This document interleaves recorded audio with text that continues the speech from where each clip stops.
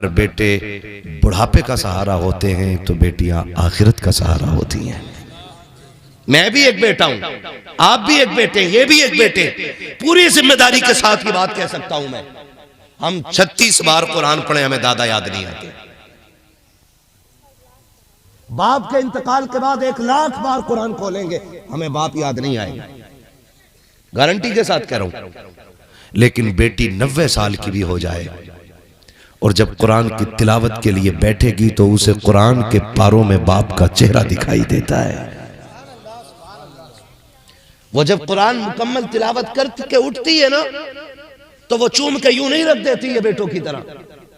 आप देखना, पहली बात तो बेगैरत पढ़ता ही नहीं कुरान, और जागा भी तो शबे कदर में, शबे बारात में, उसमें भी बैठेगा तो दोस्तों के साथ कोनिया मार के कहेगा और बता कल किधर जाना है। 2 रुकू पढ़ के ऐसे पारा बंद करके रख के चल भाई चाबी लगा गाड़ी में, फला मजार पे जाना है। हमारे भी हालात बड़े अजीब है। जब शबे कदर शबे बारात आती है ना, तो कब्रिस्तान में जम के जनरेटर चल रहे हैं आजकल, खूब बल्ब लगा दे रहे धड़ाधड़। एक को देखा, एक तो घास काट के अब्बा की कब्र पे चूना फेर रहा था। हाँ भाई, चूना घास काट के। ये जो फूल कब्रों पे चढ़ाए जाते हैं ना, इसलिए नहीं कि ये गुलाब है इससे फायदा मिलेगा, इसलिए कि ये हरियाली है, और जब तक कोई शय हरी रहती है वो रब की तस्बीह बयान करती रहती है, और उसकी तस्बीह से मरने वाले को राहत महसूस होती है। और इसने बेटे ने घास काट के ना वो भी खत्म कर दिया और चूना फेर दिया जो आगे कुछ जमीन,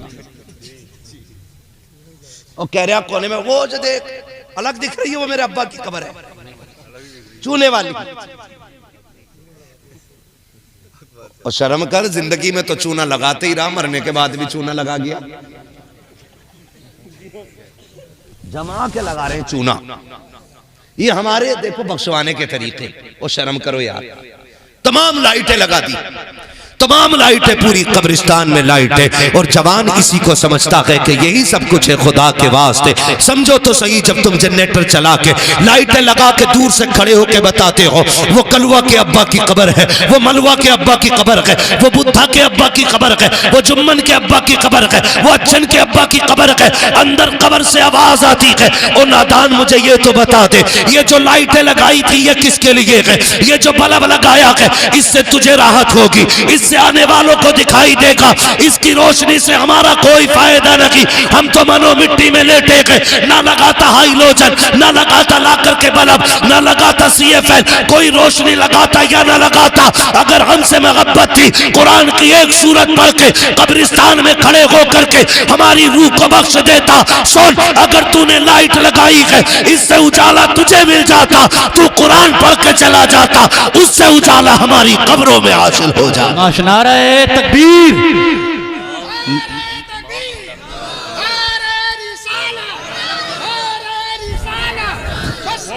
शुक्रिया भाई।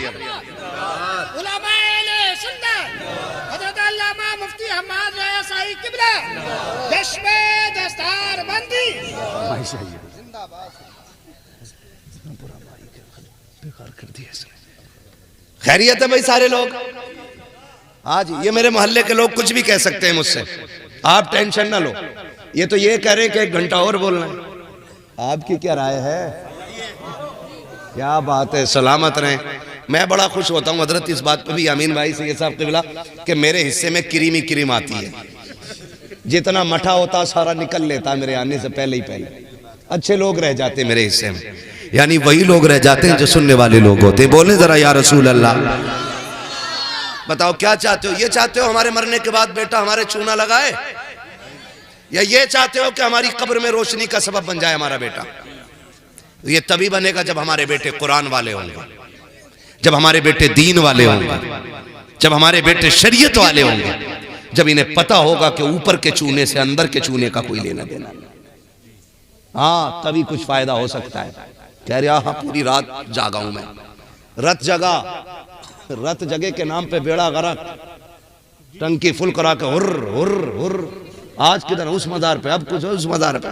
कितनों की टांगे टूटती हैं, एक्सीडेंट होते हैं, 90 से ऊपर गाड़ियां चलाते हैं सारे है कि ज्यादा कब्रिस्तान घूम लें। कब्रिस्तान जाने का क्यों हुक्म था?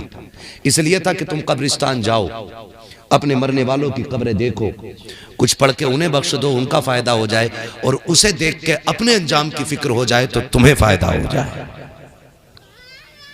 इसलिए आपको हुक्म था कि आप कब्रिस्तान जाओ। कोशिश करें अपने बच्चों को कुरान वाला बनाएं, अपने बच्चों को दीन दें। यहां लोग मरते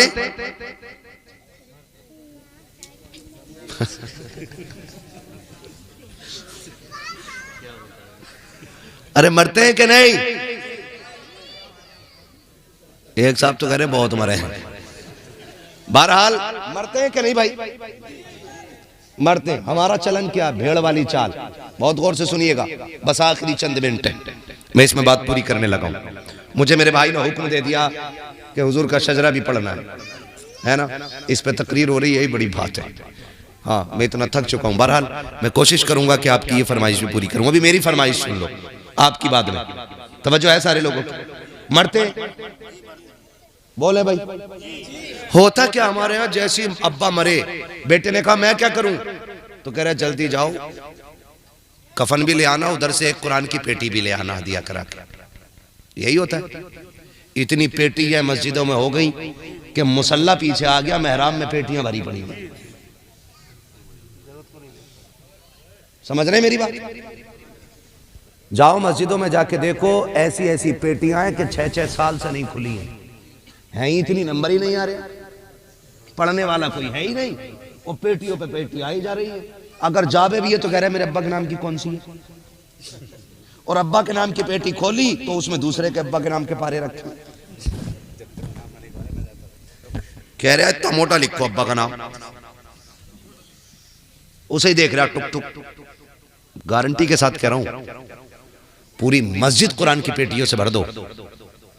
रखे रखे कुरान सवाब नहीं देता है, कुरान तभी सवाब देता है कि जब उसे पढ़ा जाता है ना। तो चली आ रही है ना, तो रस्म वही लाने पे धड़ाधड़ पेटियां ही पेटियां। इमाम साहब का मुसल्ला यहाँ, वो आगे पेटी है, दीमक लग गई पारों को। खुदा के वास्ते याद रखो, अगर कुरान शफाअत करने की ताकत और हैसियत रखता है तो शिकायत करने की भी रखता है।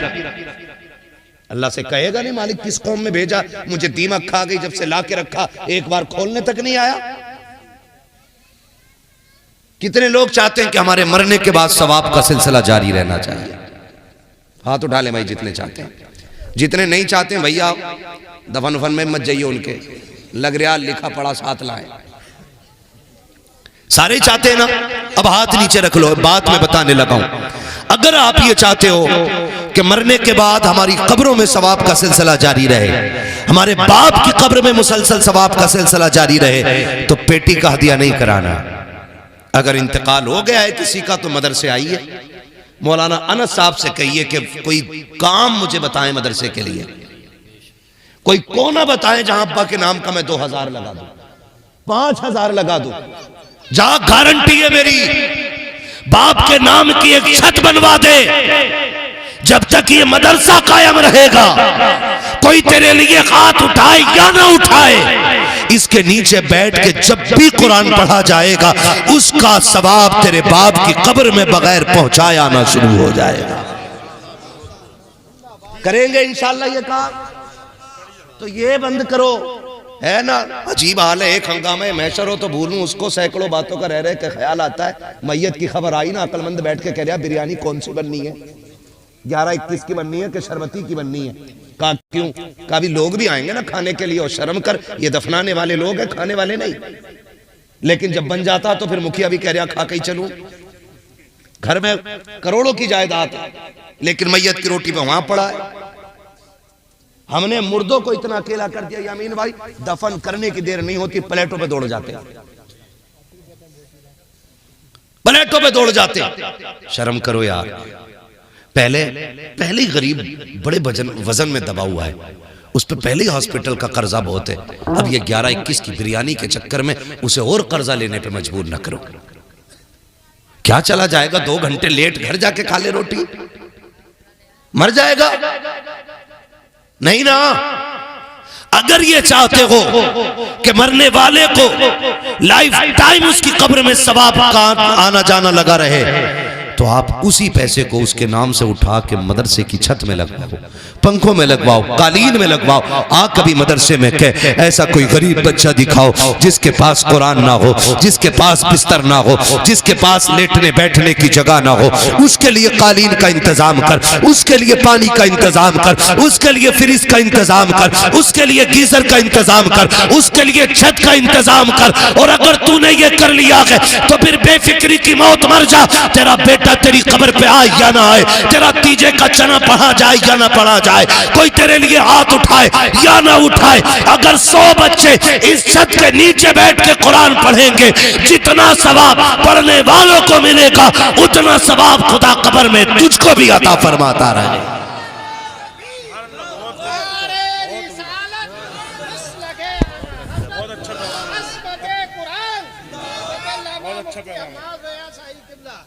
करेंगे इंशाल्लाह।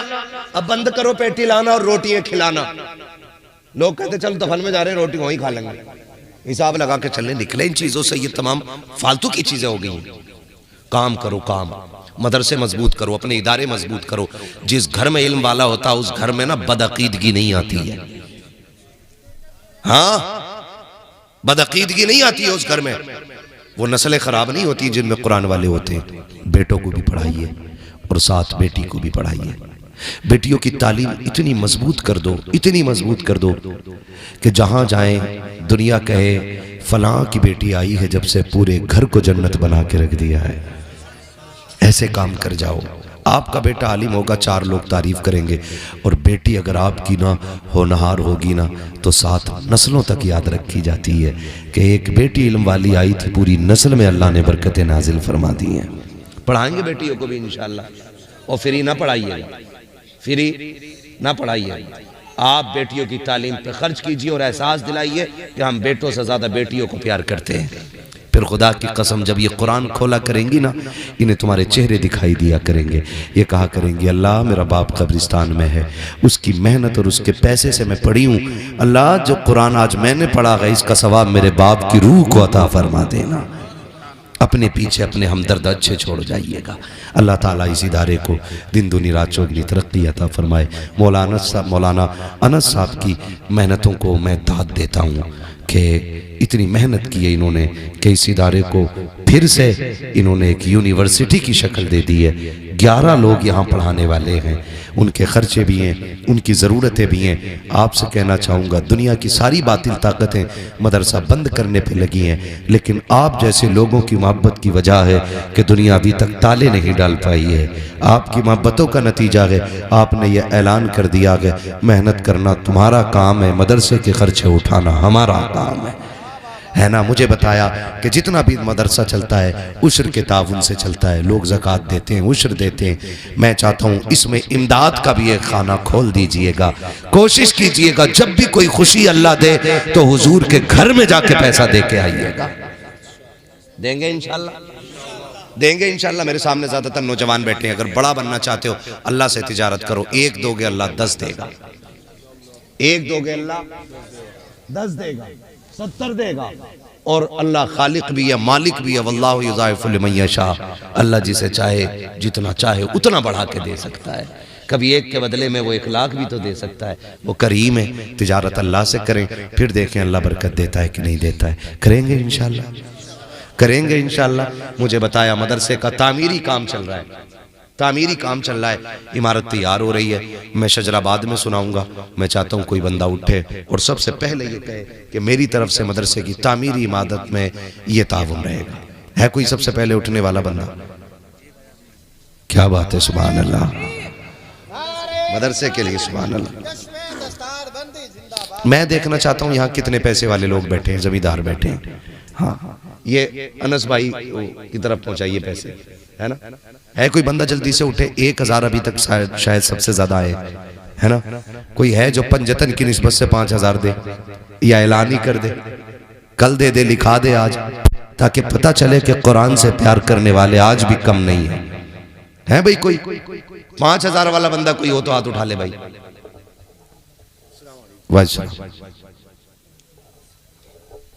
क्या बात है, सलामत है।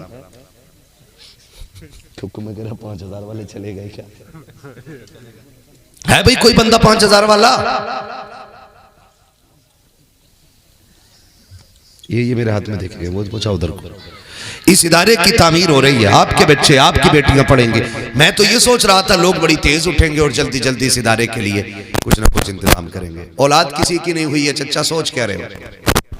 बाद में तुम्हारे बनाए हुए घर में ऐसी ऐसी दीवारें खड़ी करेंगे कि कब्र में कूदोगे उनके झगड़े देख के। कितने हाय हाय हाय हाय, सलामत रहे माशाल्लाह। हाँ, हमारे हाफिज मोहम्मद सैफ साहब के दादा, इन्होंने 10,000 रुपए इदारे के लिए पेश किए हैं। सुभान अल्लाह, बोलो सुभान अल्लाह। जब हुजूर को दिलाना होता है ना तो किसी से भी और कहीं से भी दिला देते हैं। बड़े बड़े पैसे वाले तो सांप बने बैठे रह जाते हैं दौलत पे, है ना? ठाकर द्वारे से। हाँ, पहले इनका देखो, मुझे बताओ क्या नाम था इनका? इनके हाफिज साहब का, इनके दादा सैफ भाई के दादा ने 10,000 रुपए माशाअल्लाह दिए। अल्लाह ताला इनकी मोहब्बतों के नजरानों को कबूल फरमाए। और हाफिज आरिश, क्या बात है, हाफिज आरिश साहब के वालिद साहब ने, वालिद साहब मोहम्मद यूनुस साहब, इन्होंने पंजतन की निस्बत से 5,000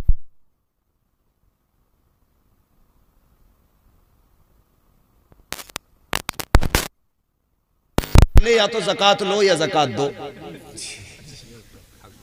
है ना? कितने माशाल्लाह। मेरे मिंबर से भी आवाज उठ गई है बगदाद वाले की निस्बत से हजरत मौलाना सलीम साहब कबिला की जानिब से 1100 रुपए इस इदारे के लिए पेश किए गए। सुभान अल्लाह।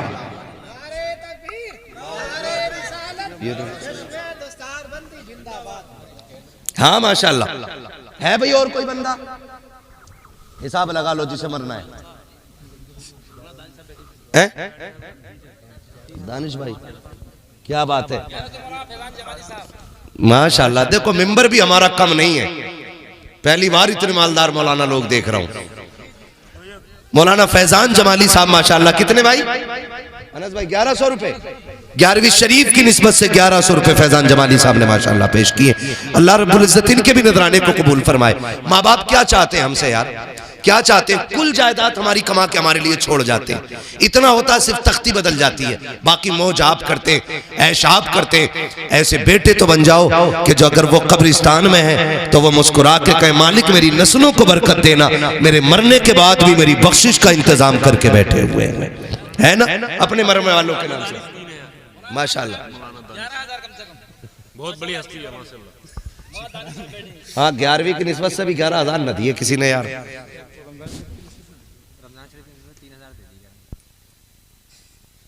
मतलब उसमें 30,000 हो रहे हैं, 30,000 हो रहे हैं है ना? मौलाना दानिश साहब माशाल्लाह, इन्होंने 3,000 रुपए पेश किए हैं और इनका नजरिया यह है कि इंशाल्लाह आगे भी ये जलसे के अलावा भी मदरसे का ख्याल रखेंगे इंशाल्लाह, है ना? और है भाई कोई बंदा जल्दी से हुजूर का शजरा पढ़ना, जितनी देर कर रहे हो उतना तुम्हें देर हो रही है। इलेक्शन ना आके तुम्हारे इलाके में है? देखो भाई, वोट उसे दियो जो तुम्हारा मदरसा मजबूत रखे। हाँ, प्रधान जी इतने बड़ी आदमी है कि अभी तक कुछ ना के बोलेंगे भी। चलो भैया, हम भी इंतजार कर रहे हैं, जैसे मरने वाला डूबने वाले की तरह होता है। कल गरीसिल मुतगब्बिस, समझ रहे ना? इलेक्शन है तुम्हारे गांव में तो कोई जीतना ना चाह रहा क्या? कोई कितने प्रत्याशी है? उनका नाम है इनकार अली। अरे मर गए, लेकिन उनको इकरार अली कर दीजिए हजरत। हाँ यार, नाम लेना बड़ा अजीब लगता है भाई। कोई है? कागजात में कुछ भी हो गया मगर इकरार अली होना चाहिए, अली का इकरार होना।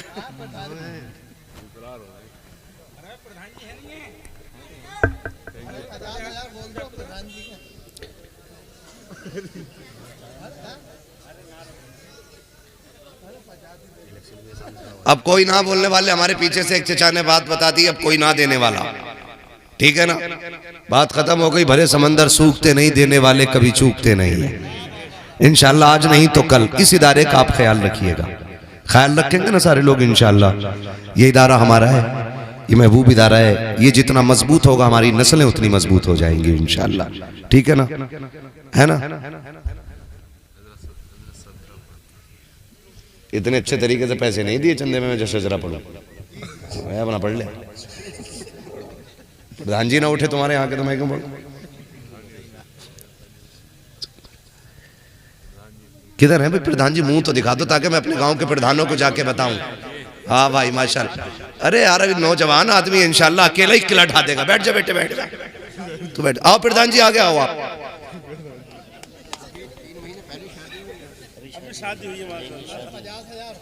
रे तू चुप रहे। पहले तो आपको शादी मुबारक हो भाई। माशाल्लाह। क्या नाम है? नाम बदल दो तो। भाई आज से हमारे प्रधान जी का नाम होना चाहिए इकरार अली, है ना। कागजों में जो है वो हो गया है, लेकिन इनकार का माना जब अली के साथ जो है ना वो बड़ा नुकसानदेह हो रहा है। इसलिए आज से इनका नाम है इकरार अली। क्या नाम हो गया इनका? जोर से क्या हुआ भाई? इकरार अली। हाँ भाई माशाल्लाह। आप गायबाना ताउन करेंगे क्या? अभी 1000 और बढ़ाओ ताकि 11वीं की निस्बत से 11 हो गए। बोलो सुभान अल्लाह।